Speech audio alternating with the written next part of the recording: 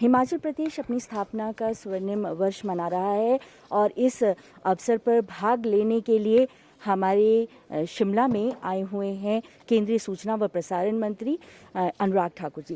अनुराग ठाकुर जी, आपका बहुत बहुत स्वागत है। धन्यवाद। क्या कहेंगे कि 50 वर्ष जो हैं वो पूरे हो गए हैं हिमाचल प्रदेश की स्थापना के? मैं सबसे पहले तो प्रदेशवासियों को बधाई देता हूं स्वर्णिम जयंती के अवसर पर भी, और माननीय राष्ट्रपति जी का आभार प्रकट करता हूं कि वो इस समय हम सबको संबोधित करने भी आए, आशीर्वाद देने भी आए और मार्गदर्शन करने भी आए। ये किसी भी राज्य के लिए बहुत महत्वपूर्ण होता है, क्योंकि एक समय मिलता है जब आप कितना चलकर आए हो, क्या क्या आपने किया है और आगे आप कहाँ पहुँचने वाले हो। वो एक पड़ाव है जब आपको सोचने का एक बार फिर अवसर मिलता है, अपनी उपलब्धियों को गिनाने का और आगे कहाँ तक पहुँचने, उन लक्ष्यों को स्थापित करने का। मुझे लगता है ऐसे अवसर पर अगर महामहिम राष्ट्रपति जी आए हैं तो रामनाथ कोविंद जी का मैं बहुत बहुत आभार प्रकट करता हूँ कि वो अपना कीमती समय निकाल कर आए, हिमाचल प्रदेश देवभूमि वीरभूमि में आए हैं। उनका बहुत बहुत स्वागत, अभिनंदन। आज जो है प्रधानमंत्री नरेंद्र मोदी जी का जन्मदिन है और हालांकि बहुत सारी जो कार्यक्रम हैं प्रधानमंत्री ने शुरू किए और आज जो भारत को इस मुकाम पर पहुंचाया है, कुछ ऐसे कार्यक्रम जिनका आप जिक्र करना चाहेंगे? देखिए, स्वच्छता अभियान ने सोच बदलने का काम किया, गंदगी से मुक्ति दिलाई, जन भागीदारी बढ़ाई और एक जन आंदोलन बनाने का काम किया। इससे लाखों लोगों की जान बचाने का काम भी हुआ और ये साइंटिफिक तौर पर कहा गया है। गंदगी से मुक्ति भी मिली, स्वच्छ और सुंदर भारत भी बना। लेकिन इस प्रयास को लगातार जारी रखना होगा। पिछली पीढ़ी, हमारी पीढ़ी, अगली पीढ़ी तक इसको और एक अपना दिनचर्या का हिस्सा बनाना, अपनी आदत को सुधारना कि हम कहीं कूड़ा ना फेंकें, ये बहुत बड़ा बदलाव लाता है जी। इसके अलावा प्रधानमंत्री जी ने डिजिटल इंडिया की अगर मैं बात करूं तो टेक्नोलॉजी का उपयोग जो सरकार से लेके आम आदमी के जीवन में हुआ, उससे कोविड-19 के समय भी बहुत बड़ा लाभ मिला है। जिंदगियां बचाने का भी, जागरूकता फैलाने का भी। तो ये ऐसे तो मैं ढेरों काम गिना सकता हूँ। स्वास्थ्य के क्षेत्र में 2.5 गुना ज़्यादा बजट माननीय प्रधानमंत्री मोदी जी ने कर दिया।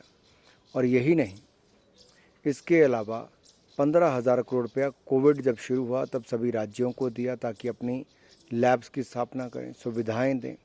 अब फिर 23,123 करोड़ रुपया दिया ताकि पेडियाट्रिक केयर से लेकर बाकी सब सुविधाओं में बढ़ोतरी हो, हम अगली लड़ाई और लड़ सकें।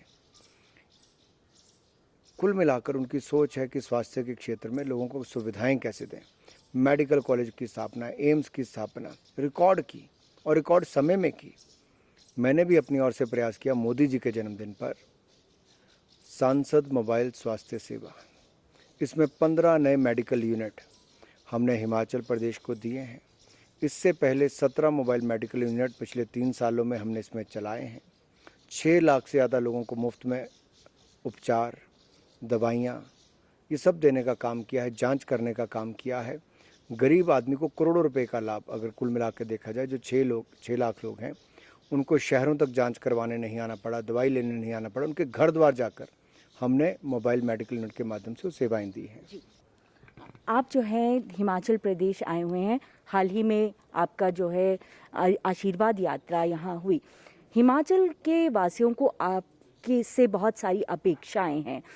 आपका क्या कार्यक्रम है जिन्हें आप आने वाले दिनों में पूरा करेंगे, अगर हम दिसंबर 2021 की बात करें? जन आशीर्वाद यात्रा लोगों का आभार प्रकट करने के लिए थी, उनका आशीर्वाद लेने के लिए थी, ताकि उनके आशीर्वाद से हिमाचल प्रदेश की ओर सेवा कर सकूं। पहले एक सांसद के नाते भी प्रयास किया कि एम्स अस्पताल हो, पीजीआई अस्पताल हो, हज़ारों करोड़ रुपए के हो, मेडिकल कॉलेज हमीरपुर की बात हो या आईआईएम की बात हो, सेंट्रल यूनिवर्सिटी की बात हो, कई केंद्रीय विश्वविद्यालय से लेकर IIIT की बात हो, शिक्षा से लेकर स्वास्थ्य से लेकर सड़कों से लेकर रेलवे तक की मांग को पूरा किया है। और अपना लगातार प्रयास रखूंगा कि पूरे हिमाचल प्रदेश के कोने कोने तक विकास को पहुंचाने के लिए केंद्र सरकार से पूरी तरह से मदद करवाएं। ये थे अनुराग ठाकुर, जिनका कहना था कि वे चाहते हैं कि अपने समय में विकास को हिमाचल प्रदेश के कोने कोने तक लेकर जाएं। कैमरामैन राकेश कुमार के साथ नंदिनी मित्तल, डीडी न्यूज़ शिमला।